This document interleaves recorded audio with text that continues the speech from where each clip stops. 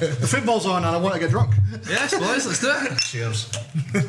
So I'm going to do the still game bit again because, I can't not do it after doing it the first time. I'm doing it. So you might be thinking to yourself, who's that voice on the intro? I'll put you straight in the picture. Sam Stewart. Tapedeck 45. Welcome. Thank you very much for having us. Lovely t-shirt, Dan. Thank you. Available now at... Bandcamp, yeah. No, where is it available? Let the viewers know. On the Facebook, on the Instagram, you just check out at Tapedeck 45. You maybe get the wee intro to this song free on that page as well. Oh. Perfect Balance t-shirts coming soon. Maybe. Steady on. If you ask for them, we'll make them. Well, aye, just let us know in the comments. Anyway, you've given us the theme song. You've lent your wonderful voice to this podcast, and now we have you on to talk about not just your beloved Dundee United, but we're going to throw a wee bit of spice into the mix later on to change up some a wee format a wee bit, just to keep things interesting. You've got to, You've got to mix it up a wee bit. Variety is the spice of life. That's what they say. But anyway, Sam, tell us a wee bit about yourself as opposed to just being the Tapedeck 45 boy. So, madly in love with Dundee United, bit of a Man United fan. You've got to have, when you support Dundee United, you've got to have a team that wins sometimes. So balance out a wee bit. Yeah, so you're not depressed all the time. This is why, me being a Celtic fan, I had to pick Sunderland as my English team to sort of drag it out a wee bit. Yeah. Although Papa John's Trophy, 2021, success. Where I go, success follows. Apart from Sunday League, but hey ho. At least when I've been the manager anyway. Are you still following Celtic this year? It's funny that, yeah. It is. That was very good, actually. Mark's thinking Sam can come back on and talk about other things. Just not United, though. So we're going to talk about various Uniteds today. But first of all, I'll hand over to my wonderful co-host here. Yeah, so I think, obviously, we know that you support United and Man U, right? But how did you start to support these clubs, Sam? My dad was Dundee United daft. One of the first derbies I went to, United 2-2, Charlie Miller missed a penalty, side foot slide, you know the game. Oh, yeah. But even though we never won that day, what an experience that was to go to a full Tannadice, and it's the memory growing up that sticks with me. And to see a man miss a penalty wearing David Beckham's boots. Yes, was to see a footballer who was overweight, could hardly run, but was the best player on the park at times was incredible, because I think growing up it gave you the wrong kind of advice. You don't need to be fit, Charlie Miller could do it. That was terrible advice. And now Charlie and now we've got another Charlie on the other side of the street doing that. Kim, what's happening to him, mate? What's happening to him? Well, to be fair, Charlie, you've had COVID, so I'll let you off. Stephen Boyle misses you from that night in Liquid when he just kept following you around. Maybe one day we'll get him on, Dan. Oh, maybe reunite him with his one true love. What, Stevie Boyle? Yeah. You probably have a wedding that weekend though. He's like, can you play this weekend? Nah, I've got a wedding in Alloa. I was like, oh, okay, of course you do. It's like Zach and his sister's birthday. That was the way to say that. Zach, we're on to you, mate. Is he secretly Neymar? You and Neymar love your sisters. Jesus. Well, that's him coming to the podcast, though, is it? I swear this is only our first beer. Yeah, that's a big one though, to be fair. We're all on different ones. Other beers are available. Anyway, United. So that was your first game. So first game you remember. So that's your first memory of football. Charlie Miller Dundee derby then. When would that have been about? Early 2000s? Probably. Nah, it was before that. Yeah, early 90s then. Yeah. So how old are you, Sam? 28, unfortunately. 28. Pretty much finished. Yeah. Nah, you're a goalkeeper. You got you're coming into your prime. I don't know, you got about 12. You're still a baby. You got about 12 years left. So it was United. That was your first game then. It's the first game I can remember. So who were you playing? Do you remember? It was Dundee. That was the game. So Charlie's the one that stood out. That's the game growing up. Now I remember there was quite a lot of them, different games, but that was the first full house at Tannadice I can remember. It was the first time going into the game that. It's a derby atmosphere as well, eh? Everybody's talking about it, whether it was United or it was Dundee. That's the talk of the town. That's what you want to be involved in. The build up, the hype. That's when you get the programme. That's quite happy to get the programme because it's not, some. You're filling in the lineup on the back, like. Yeah, you're looking at your sponsors and you're sitting going ham, and you're picking your team. So that was it for me. That was that last minute drama, even though it never went our way, just got me hooked. Did you used to take the posters out in the middle of programmes? That's like the one thing I always used to do when I went to games. posters? Yeah, you got like the wee posters. the little. And that was just like my player wall for profile, years. There was like various like players of like it wouldn't even just be like Celtic games. It'd be like if I went to Tapedeck, Just games that you've been Jason Scotland, put them on. Get a wee mosaic going, a wee collage. So I mean, that's with United then. Your experience with United, Sam. How did you get into Man U? Well, I lived down in Leeds for 10 years at the time. Did you? But it was quite interestingly. And you hated it, so you started to put Man United Well, I because Leeds lived hated on. them. I genuinely lived on the Leeds Bradford Road at the time, and this was in 2002, which was at the time of the race riots and stuff like that, Right. which were taking place. And I don't know if you remember when Leeds went over to Galatasaray and all the trouble their fans caused there. At the time, I was down there and I wanted to support a team that was in the English league, but I didn't want to support Leeds because they're fans. Yeah. Seen all the trouble that was going on with it, and I was like, I like You thought, football. how do I annoy Leeds most for being racist? Yeah. Support Man United. No, it was the Scottish manager. I was like, I'm a Scotsman down in English. Got to pick the Scottish team, and obviously Sporting United. I was like, I need to pick a team that wins.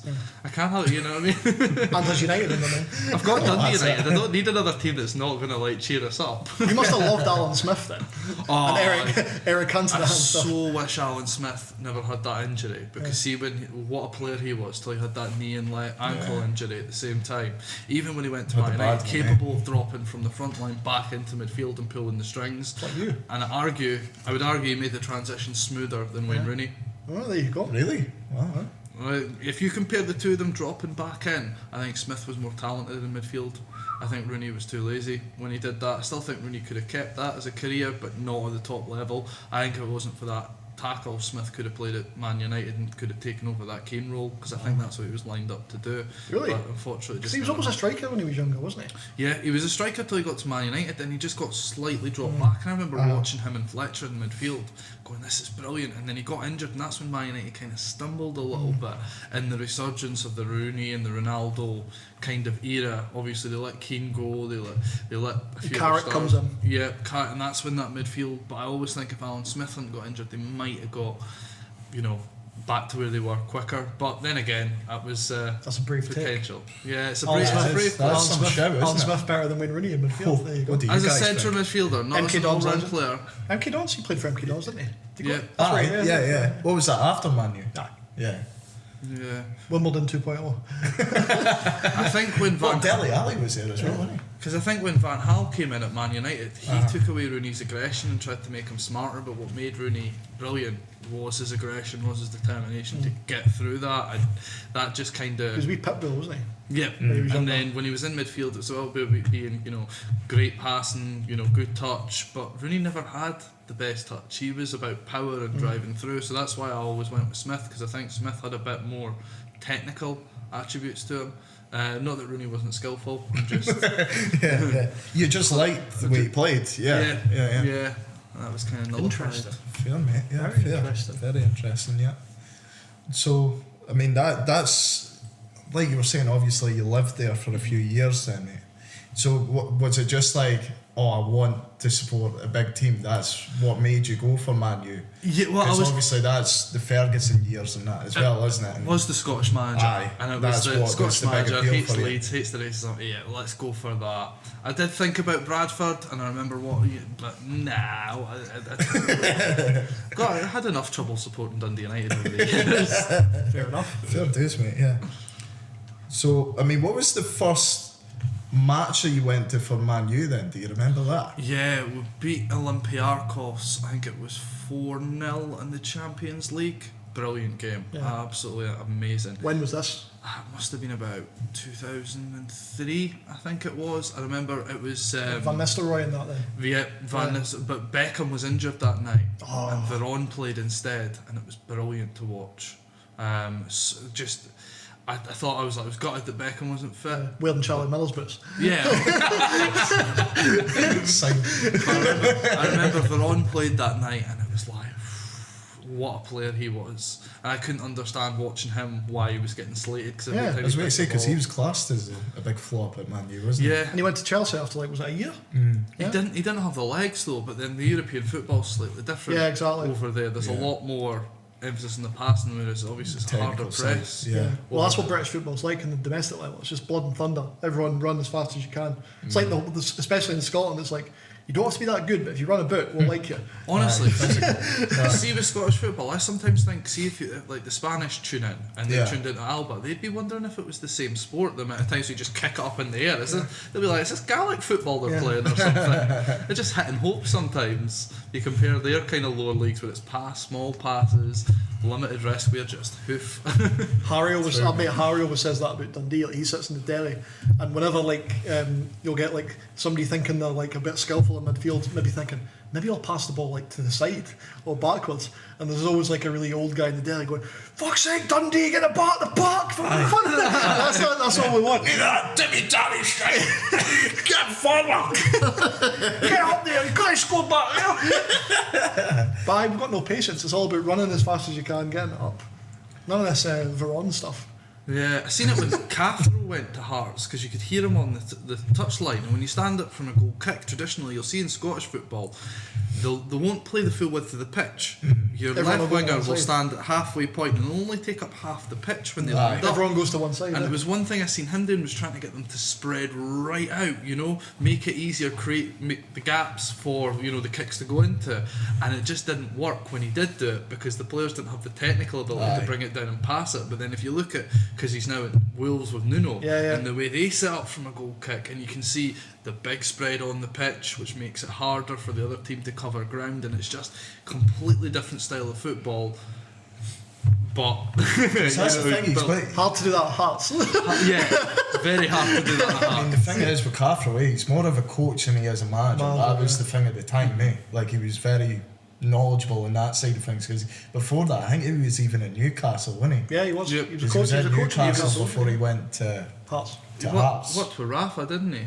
And left to join Hearts. Was he there back then? Was it Rafa? Was it? Was it Rafa? Was that when he was that in the Championship? He was there. I think he was there. I think it was in the Prem. Yeah, really. Yeah.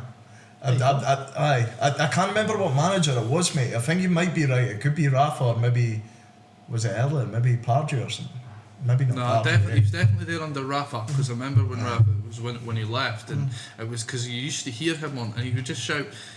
I mean, you listen to like a Mickey Mellon at Tapedeck, it's like, come on, keep going, here, left back, keep going, whereas he would shout, play wider, and it was much more instructive rather than encouraging. Yeah, exactly, which I found fascinating, because I wanted to know technically how to improve the game, and hearing that on the sidelines was phenomenal, whereas you hear the kind of Sam Allardyce, you just have forward, put some gravy on it, kick it in the goal. Where's that bloody ball from? That's when he's like ordering his chips. Honestly, see when the Spain manager walked out, the goalkeeper was at the last World Cup, and the manager walked out 3 weeks before, and Sam Allardyce. What was his name? He went to Real Madrid. Lepec? Was it Lepec? Yeah. Honestly, I was just praying Sam Allardyce would take the Spain job. Can you imagine him just on the sideline trying to talk to like David Silva and like Busquets? Now, I'm talking about a Yorkshire pudding. Put some bloody gravy. Not eating tapas, right? Not eating patatas bravas, right? It's fucking chips. That would be my dream, to watch him manage the Spain team. Best England manager in history in terms of win percentage. What, Sam? Yeah, 100%. What was it? One game. one game, one win. Alf Ramsey didn't do that. No, that's very true. That could get relegated. Are they going to stay up, West Brom, this year? I don't know. No, I think this might. He's finally going to lose his record. Yeah, but he'll just say that. Actually, have you seen what he says? He's going to walk away if they get relegated. He's got a clause in his contract where he got guaranteed I can just walk away from this. Fair. I mean, I would probably do. I thought it was harsh sacking Bilic. Yeah, watching him going in. What I didn't understand is he's complained about not being able to, with the result of COVID, be as hands-on the training ground. So if he's not being able to build that rapport, and you're the owners of West Brom, why would you make the decision to get rid of Bilic, who knows the players, and you're going through a really difficult time, and you're removing that support from them? It doesn't seem like it would get the best performance out of the group of lads to me, but... Yeah. A lot of strange decisions, like Tottenham sacking a manager who notoriously wins cup finals 6 days before a cup final. Yeah, but they don't want him to win the cup, so they can sack him. They're annoyed about Bale and Ali. They've ruined his record. Like, you've not won a cup everywhere now. We've fucked you over.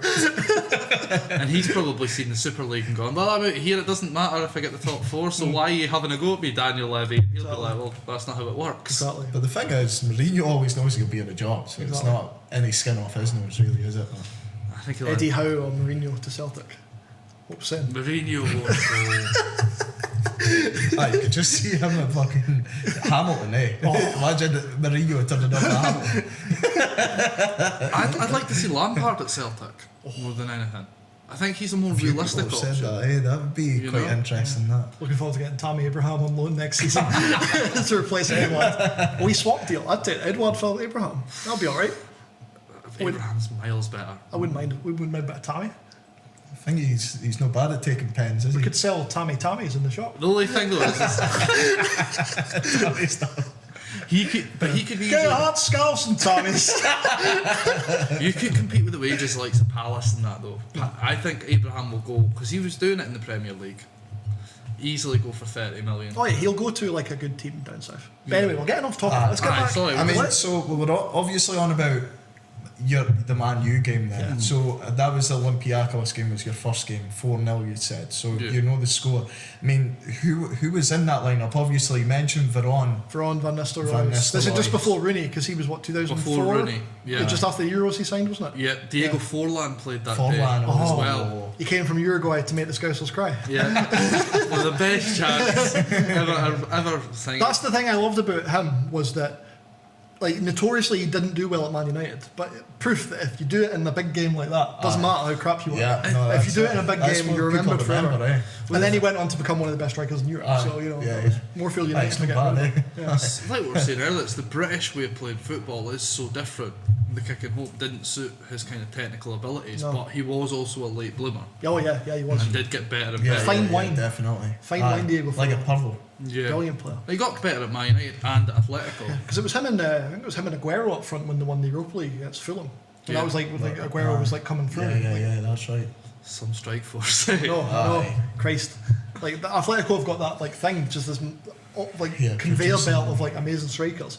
Probably probably before Forlan, but from what I can remember, you had like, well, it would have been Torres. Then he went to Liverpool. Then you had Forlan, Aguero, Diego Costa after that, and then you've now got guys like João Felix there. And you had Griezmann. Yeah, it's just this like endless conveyor belt of amazing centre forwards. A lot of good players. But Forlan was fantastic. That's the thing. He's not remembered as well in Britain because he didn't do well at Man United, but fantastic player. He was competing with Van Nistelrooy as well. I mean, Reid was like one of the best centre forwards in the world at that point. Yeah, it was unbelievable. You could, and he wouldn't. No offense, he wasn't good for competition, Van Nistelrooy, because you've seen that with Ronaldo. Fergie had to move him on. He had to be the main man, so would have been really hard being a backup striker to that. Because you're not going to get pens, you're not going to get free kicks, and you're not going to get the front post 6-yard run for the tap in. You're going to have to do the other one. You literally have to play off him because the box is his. I think he literally only scored one goal outside the box, Van Nistelrooy, I'm sure. Yeah. In his whole Man United career. Mentally. So anyone playing up front with him wasn't really playing up front with him. Because remember they used to play Scholes off him sometimes as well. It was like Scholes was like almost like a false nine, or if you want to call it that, and behind Van Nistelrooy, second striker. It was just all about Van Nistelrooy back then. Worked though. Well, back then you would have had like Giggs in his prime still. Yeah. Giggs was moving into centre. Well, it was kind of the last few years of him on the wing before he moved into centre midfield position. Neville would have still been. Neville still would have been brilliant. Gary, Phil was kind of flirting with Everton. That was Barthez in goal at that point. Yeah, unfortunately. However, I think Barthez nowadays, as the sweeper keeper, was the benchmark. You think he was like born in the wrong era almost? I if think he was playing now, he'd be better. Yep, because I don't think there's as much on the. Well, if you look at the likes of Ederson and Alisson and Pickford at the he was top. a sweeper keeper, wasn't he? Yeah, Barthez, yeah. Well, it was because he used to play left wing. So obviously, he was a left. It was left. I think he was left. Yeah, left winger. Really? Makes so much sense thinking about that now. He was initially left winger, left back, and moved into goal. I think. Now I'm talking about arse here, but probably about 22. I think is when he made the position move. That's late. Yeah. No, he was a professional footballer when he made the move. Wow. Played for obviously France and that in the World Cup, got in goal. That's I'm not good enough at left wing. I'm going to go in goal. Brilliant. Don't get any ideas, Dan. Oh no, I won't. Don't worry. Although goal scorer in your last game. I know.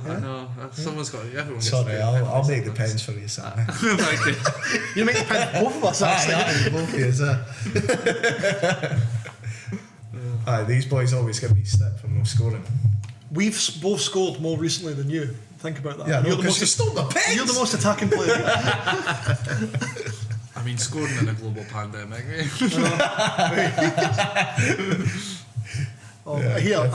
You've just reminded me though about. I've got to drop in my fun fact about Martez's time in France. Anyway, '98 World Cup, he was the goalie. Can anyone tell me who was the striker for France in that game? It's a great pub quiz question. 98. Was it Anelka? No. I know it begins with TH, doesn't Nope. it? No. Thierry Henry. So you think that it wasn't Henry? Yeah. He was too young. I think he was still a winger at that point. I'll tell you because you'll never get it. It was a guy called Steven Guivarch, right? And he was playing for Rangers. Really? The time, yeah. Wow. So Rangers centre forward started the For World Cup France. final '98 Wow. for France. Yeah. Wow. That's crazy. Well, obviously, never have got that in But you a would never have million thought of that because obviously it was like Zidane and Petit that got the goals. So like, Aye. what's his name? Deschamps. He was the captain, so he lifted the cup. But yeah, Steven Guivarch, Rangers striker, started up front for France in that game. Wow. Mentally. That is bonkers, man. So we'll bring it back to United. We've talked about your first experience at Tannadice and whatever. I'm guessing that's probably up there with your best experience as being a United fan. What is your top experience of supporting Dundee United in terms of like a match day atmosphere or a match day experience? The last time United played Dundee and we beat them 6-1 was the best and funniest thing I've ever seen. Was it 6-1? Well, the last 6-1 Oh, because there's a couple of No, I thought it was 6-1s. 6. Yeah, I thought you were 6-2. saying- 6-2, sorry, 6-2. The last 6-2. But you scored another goal in that game, didn't you? What's that? But it didn't count. Yeah, well, that's what I was going to come on to. That's my favourite moment. This was the one when I was away, actually. I missed all this. I was in China. You were in so- China and then you came back and like ruined the world. Exactly. Sorry, guys. That bat in Wuhan, mate. Seeing the Dundee fans run onto the pitch, get arrested, and then find out it's not even a goal. One of the best things I've ever seen. Just the fact that there'll be a few of them that got lifted, potentially got taken to the cells, and then got out to Monday. Can you imagine coming out on Monday being like, It was 6! no for you, for them. And by the way, the goal you celebrated and got, in trouble for didn't Was it even not? count. I'm sure it was onside as well. Yeah, it totally was. It totally should have counted. It was a legit Here's goal. some nonsense, is it? Yeah, just watching out and then just having to go and sit back, and it was the how quickly they got on the pitch versus how slow they took to get off the pitch was just bittersweet. And then Callum Butcher took over. Yeah, Millwall legend. absolutely. Made such a difference since he's come back to United. Yeah. It's been the only reason we've been doing so well in the league this year. There you go. Noticed the difference when I he's think they made a out. mistake letting him go.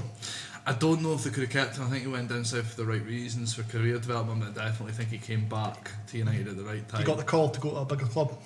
Yeah, they do it a lot. You see it with the likes of Paul Dixon. It's a typical thing with United. They come on, they do it well for a couple of years, and if Quickly, right? Yeah. There's a thought. What did you? Have you seen Mark's episode about his Dundee team in that? I've seen bits of it. Right. Yeah, I had it on the show. If you've not seen the end of it, go back and watch his Ultimate 11. He put Paul Dixon at left back, and literally, I immediately went, Judas, you've put him in your team. But I tell you something, he's a cracking player, eh? Not the Left second back. time. Not the second time. Was But obviously his knees had gone. He obviously but came through like first at Dundee. I'm surprised he didn't put Scott Robertson in midfield. But he came through first at Dundee, and that was during like kind of the championship era. But he was outstanding. He was so good, defensively and offensively. He was outstanding. His delivery into the box was brilliant. He was a better player for us than Andy Robertson in terms of because Andy couldn't defend in the same way as Paul Dixon. Yeah, because he was pure. Just up, he was essentially a left winger, Andy Robertson, was he? Yeah. Essentially, because it was Rankin that would cover for him, isn't it? That's the way it worked for United. Just basically, it was almost like in basketball, how you get your wide players and just dribble right up the side. That's what Right, the Andy counter. Robertson was like. Just right the way down the I flanks. just thought it was mad. Like that'd be like me putting like Kenny Miller or something in my Celtic team. Why not? He's a goal scorer. Again, quick aside. I was at that Dundee Rangers. In fact, I was with you and Harry, wasn't it, when Dundee played Rangers that season and Miller scored against them. That was hilarious. I looked, the ball broke to him, and I literally went, "Oh my God, he's in! He's in! Kenny Miller!" That's it. He always scores. He's just like a kind of another Griffiths, really, isn't he? What a man. But so that 6-2 game that you're saying, that's like the peak of watching United for you. Yeah. What is the trough? What is the worst experience you've had going to watch Dundee United? Watching Mixu's teams, when we got relegated at Dens, I was there that day. We might have mentioned that game before. Maybe. Yeah, it was. It was the absolute worst of the worst. You know when you put a team out and you just look at them and you go, I'd rather my mates were playing. Yeah. And we got beat by 20. We watched people get paid thousands of pounds and just no fight, no heart, 5 at the back. Like, I don't understand how that squad was signed and put together. Yeah. It was just atrocious. I mean, you sign the Japanese international goalkeeper and he can't come for a cross. Can't catch ball. No. I mean, what is that? You've got Gavin Gunning at the back. Gunning. Remember that time he picked up the ball? The game's gone. My ball, I'm going home. Yeah. I'm not doing it. We had Guy Demel, who couldn't run, at centre. Was he West Ham legend, though? He was great, right? He just couldn't last more than 50 minutes. And we mentioned it before, you had your Champions League winning centre forward. Oh, Darko Badul. No, what, did he win it as well, did he? No, I'm on Cinema Pongo. Oh yeah, Cinema. But did he actually play in the Champions League? I think he might have played like one game. So that counts. That was enough. One night only. I mean, Roy Keane never won the final. Never played in the final. But again, another player that couldn't even last 60 minutes without getting injured. Just the absolute. I think the best player we had in the team was Rodney Schneider. And do you know why he was the best player? Because his brother. Because he never played that season. I was going to say because he never played that season. Fair enough. Yeah. Did you buy a shirt? I would have bought a shirt with Schneider on the back. No, Paul Magic Hat Payton as well, no? Yeah. Paul Payton was injured for most of the season. I reckon if he'd stayed fit, we probably wouldn't have gone down that year. Honestly. Payton, the squiggler, that's what they did together. The dragon, aye. Yeah. One had a left foot, one had a right foot, perfect. They just ran about. Perfect.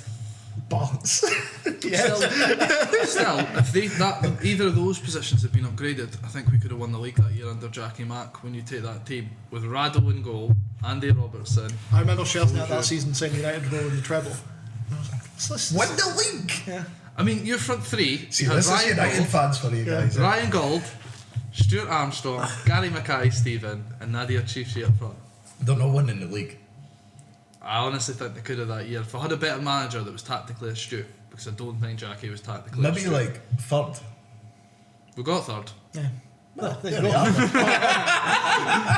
I'm on about if you upgraded the centre midfield to Payton and Rankin that year. You probably could have done something. Really, because it was close. At Christmas we were top, I remind you, and then Celtic came and season doesn't end then, though, does it? That's it. You know what I mean? No. We're talking the league 2 games in. This is like the Spurs.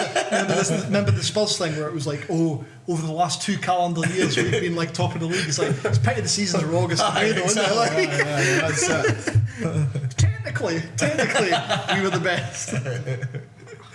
No, I do. That United team was really. To be fair though, again, this is another thing I've mentioned on previous podcasts. I actually rate that team that didn't win the cup in 2014 as on paper better than the team that did win it in 2010. Yep. I've spoke to friends about that since then. Our mate Ross Brownlee. Yeah, he totally disagrees, but that. On paper, I think that 2014 team was like brilliant compared to. Like, I'm not saying the 2010 team wasn't good because of course it was a good team, but on paper, I'd say 2014 team. The problem with 2014 is you had a few issues that were just not resolved. Like you needed a natural finisher. You didn't have that. I'm pretty sure if we'd signed Chris Boyd that summer instead of Brian Graham. I know what you mean because Chifchi's not like an out and out number 9 penalty box. Like he's like trying to think of similar players, especially at that time. He was maybe more of like a Samaras when the Samaras at Celtic. Probably one of the reasons Celtic signed Chifchi to try and replace that, like a big man up front, but you can play a bit.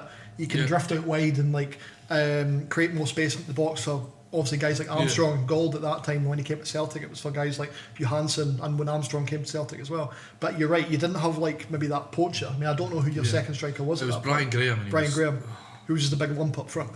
Missed the chance in the cup final, and I still maintain if we had Chris Boyd, we would have won the cup. Chifchi hit the bar, didn't he, that day with a free kick? And Brian Graham missed an absolute sitter. And St Johnstone scored the 2 most like St Johnstone goals in the world. It was like a header and then like a scrappy second ball goal. And all Radl came out, missed the cross, unfortunately, headed it in at the back post, and the other one was just a tap in. I've said it before about that team. It was so good. Ryan Gall didn't even make the squad. Well, sorry, he made the start 11 in that game. He was on the bench. Really? Yeah, he was on the bench. Stuart Armstrong was struggling with toothache, and that's why he didn't play as well as he did. So, do you know what he never struggles with though?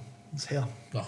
Glorious, barber. Just wakes up and it's done for him, eh? Doesn't he worry about it? Magnificent. Just a bane, is it? So what about Man United then? So that you said your first experience at Old Trafford was that Olympiacos, would you say that's the best game you've been to, or have you been to one that's topped that?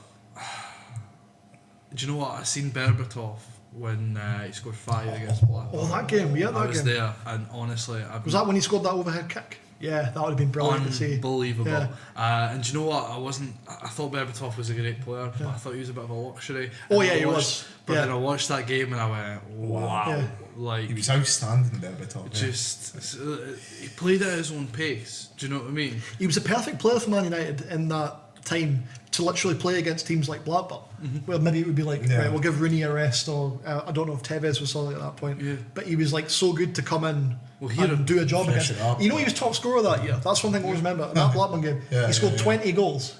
He was top scorer in the Premier League, so he scored a quarter of his goals in that game and won the Golden Boot. He was unbelievable. But it was just everything about him, his touch and everything. He just, like you say, he played at his own pace. He strolled the game, but he was. It's almost like he could shift when he wanted to, though. Yeah. You know what I mean? He had that change of pace with the ball. You know what I mean? He was just able to shift gears better. One of the last the last striker to win a cup with Spurs as well. Well, maybe not before this podcast goes out, but it was him and Robbie Keane up front at that point. Very, very. Berbatov was a fantastic player. Keane and Berbatov partnership was excellent as well, though. Yeah, definitely. What about a low point for Man U then? Maybe not. You could have been to every Man United game in your life and you've won them all. That's the thing, especially with that back. The ones that I've been to, we've always won. Yeah. But in terms of the low point, I think it was when Moisey got sacked. Moisey. You give it Giggsy to end the season. We give it Giggsy till end of the season. It was just, between that or watching Van Gaal's football sometimes. Like, was just tragic. Louis Van Gaal, you should only hear Poland's sexual maximums, or whatever he says. Or the day we signed Fellaini, that was when you were just like, oh no. Yeah, when you signed him for, was it like 5 or 6 million more than you needed to pay for him? Yeah. You signed him a week before, you would have got him on like a release fee. Should have been a business. Yeah. No. What's paying more for him? Just thumbs up. Just to guarantee it. We were trying to like negotiate the price down, and I mean, how many times have we seen it? Jadon Sancho, players. Imagine a team like to be Manchester. Fair, I thought Fellaini was very good at everything. He was very good at Man United. Yeah, but at doing, he's it's like all he is. He's not a quick player. He's not going to get about, but he's going to win duels. Aye. And he's the best at winning duels. You need to build a team around him. Yeah. Like you need to, if you want Fellaini to work, you need to sacrifice everything else you've got and sign players or play players to accommodate him. Yeah. He's not going to slot into the system. He is the system. I know. Yeah, I know.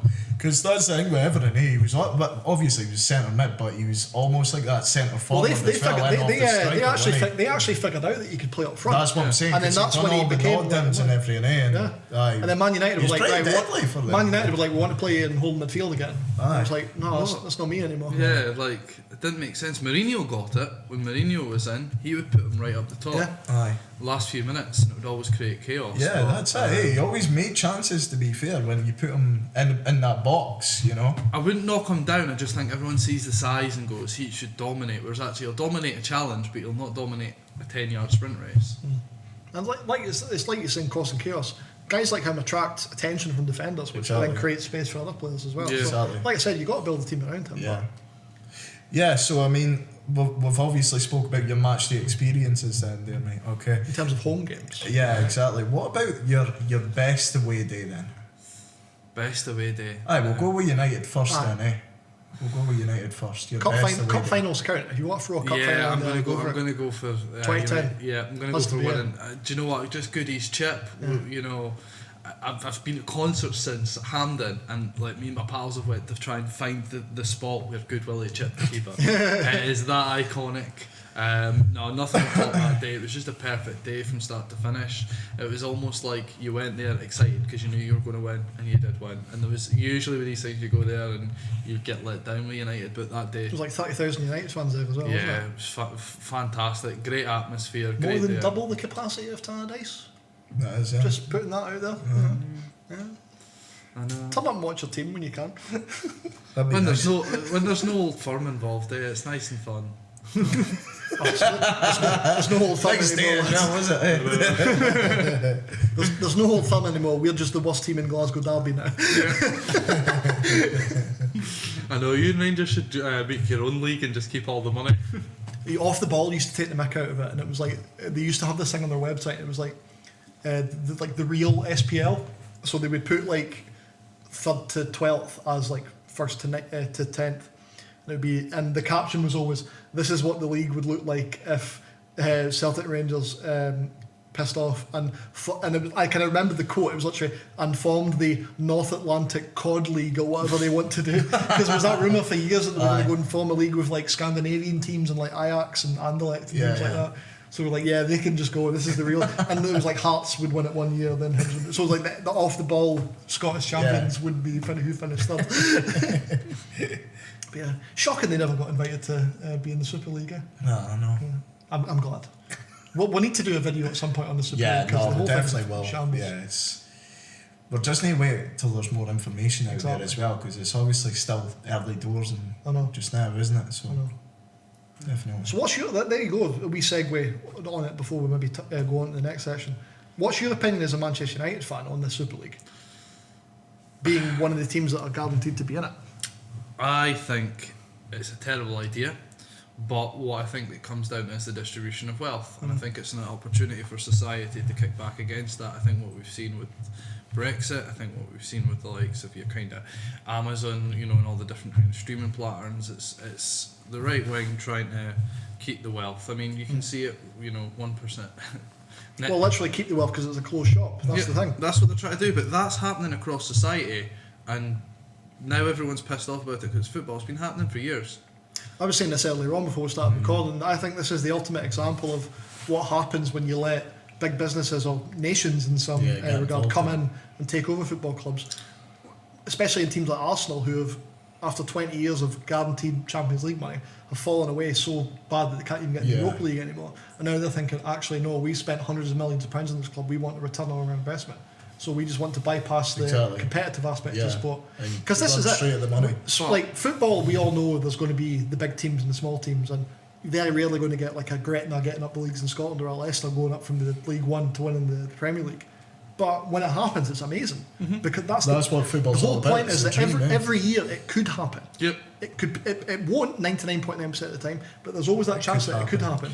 In this, it can't happen, and that takes away from what sport is. Well, what I think could happen is, as a Man United fan, I think we could all end up going and watching Salford City. I know. And I think that's literally why FC United Manchester were made, and that was in protest of the Glazers in the first place, wasn't it? Yep. So there's already a solution there, and if they do go, I think I would potentially change my allegiance to Salford if it goes in this model.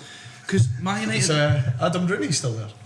No, I think the real Rooney. Did he sign Sean as well? For a Rooney party. Hero of the podcast. Sean Rooney goes, I'm definitely a Salford fan.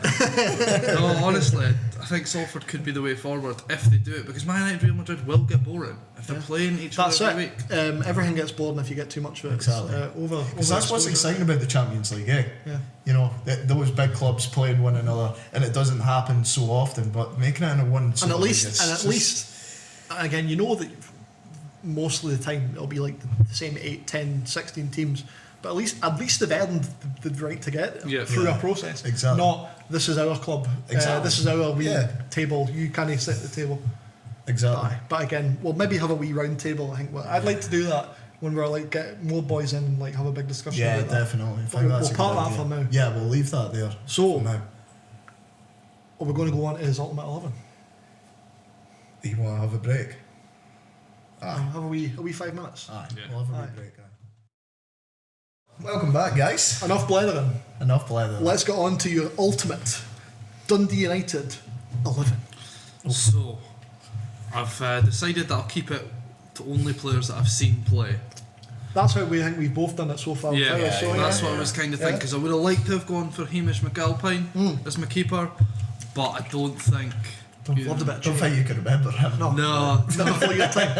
I mean, I met him in the street and stuff like that, but I think for that... You've physically seen him, but not play football. Yeah. I think I have to go for the goalkeeper that I've seen in the one, the silver kisser himself, Rado. Cheers, Neil. So just for the fact that he picked up, the biggest trophy that we've won in a long time.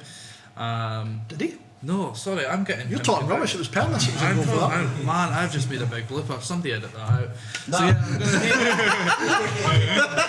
I'm gonna embarrassing. So I'm gonna go with Pernis and... Yeah! Do something. It's all nice stuff happens to the best. I know, I've got... embarrassing. I'm quite embarrassed, yeah. So I'm going to go with Pernis in goal. He was very steady hands. He was less erratic than Rado. Good at coming for crosses, which I quite liked. But he wasn't as flamboyant as the kind of Zamoltuski. I was going to say, we're going to get an honorary mention for the monk. Oh, we have mad monk. Jason Statham. Incredible. And the best bit is he didn't even replicate it at Hibs. And that's when you know he's a good player. He was great in Meme Machine, though. But no, Pernis would be the keeper for me. I think at right back I'm going to go for Sean Dillon. Yes! For the years of Lovely dedication that he's given to the club, you can't really go wrong with that. Served him all too. Yeah, he used to come in my work all the time as well. Lovely man. Absolute gentleman. At left back, love for you, Sean. I'm going to go for Andy Robertson because what he's became and what he's gone on to, and just watching the skinny kid run. Just honestly, it was like watching basketball straight up the flank when he played. But you had said Dixon was better than him. I would say Dixon was better at United than him, but I think for what Andy Robertson has gone on to do, he's going to be Scotland captain.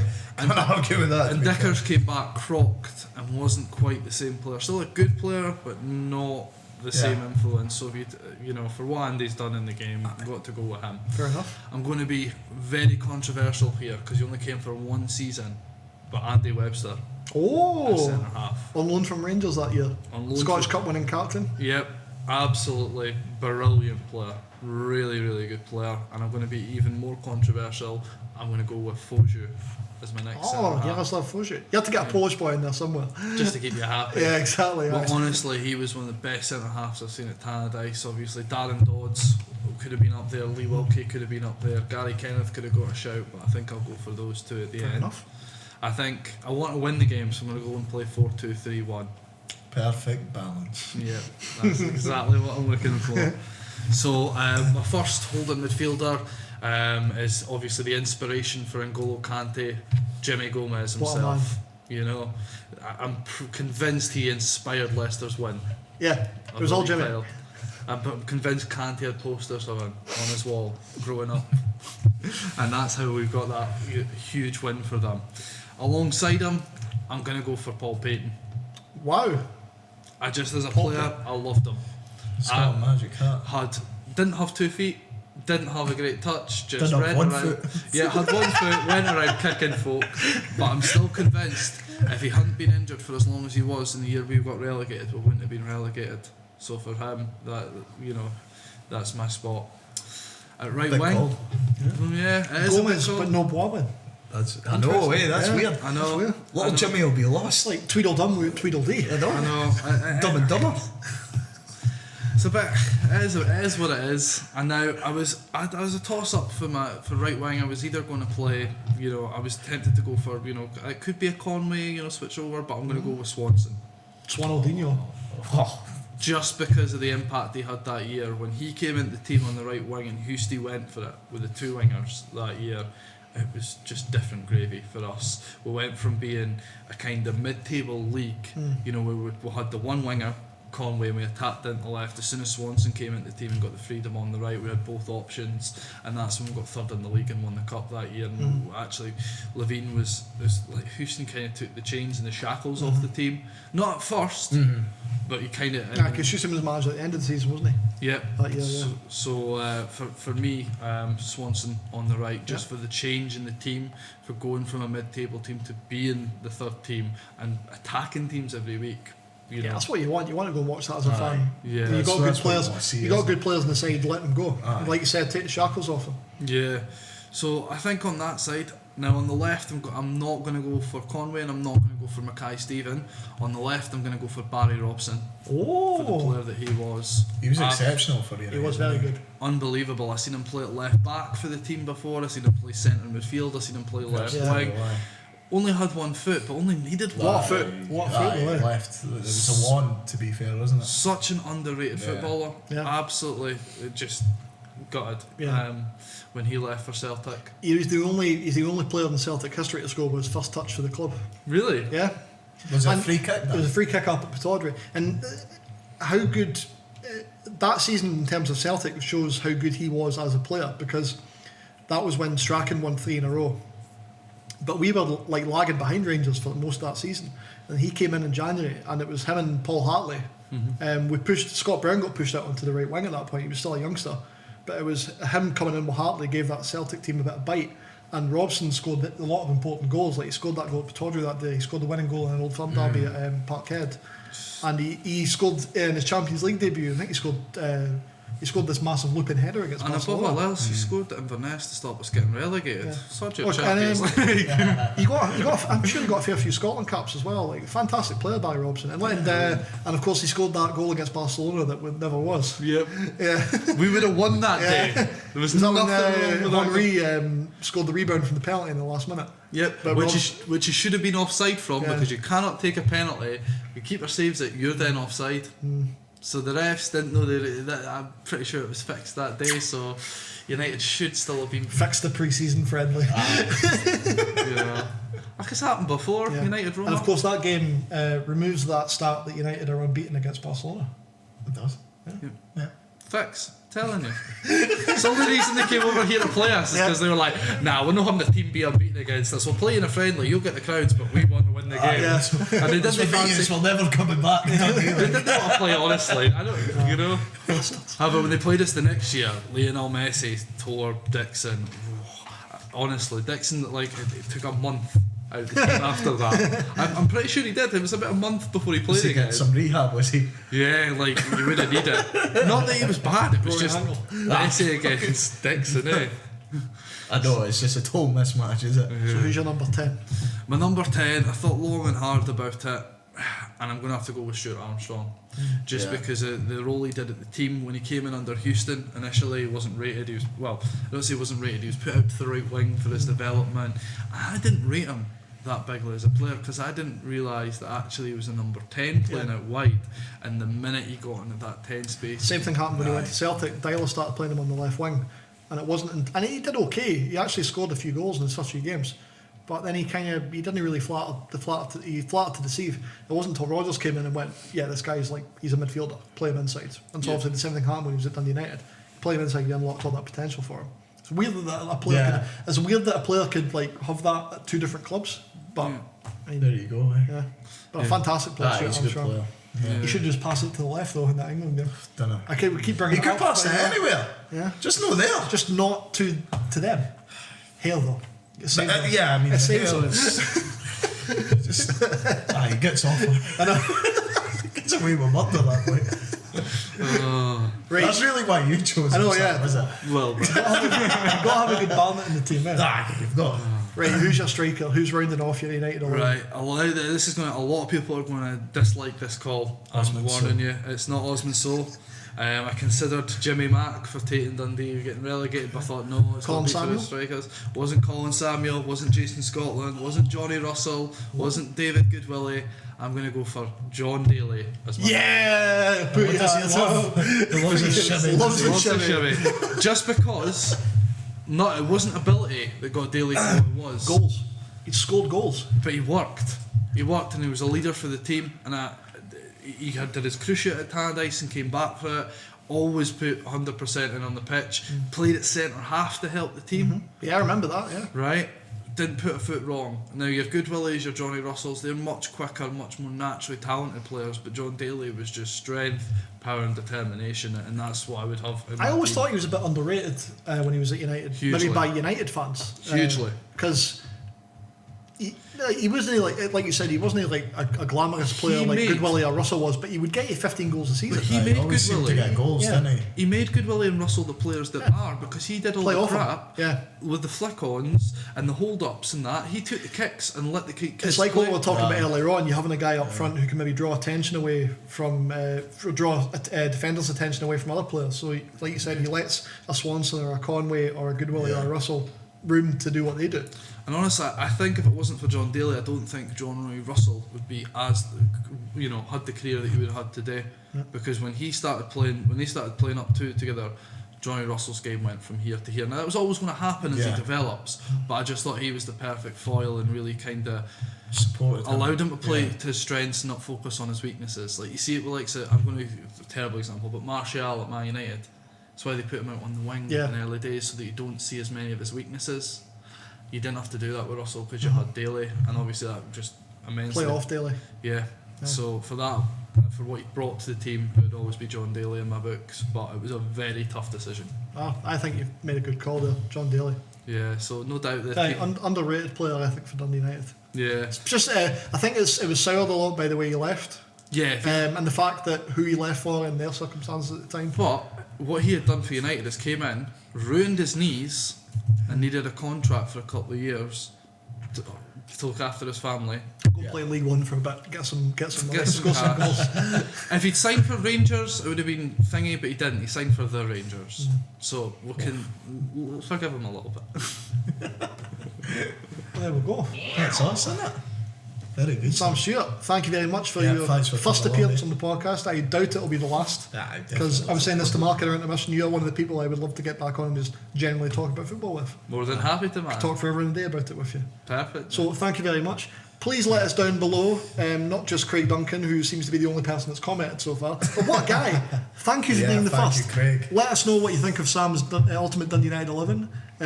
Would you have put Russell up front, or would you have put Keith Watson at right back, or would you have put Rado in the goal? So thank you very much. Please like, subscribe, and you know what to do. Ring that bell. Wee bell. Shut up, the front